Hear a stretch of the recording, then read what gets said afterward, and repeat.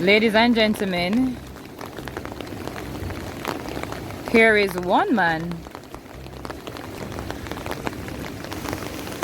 trying to make a way. The waters that are seen here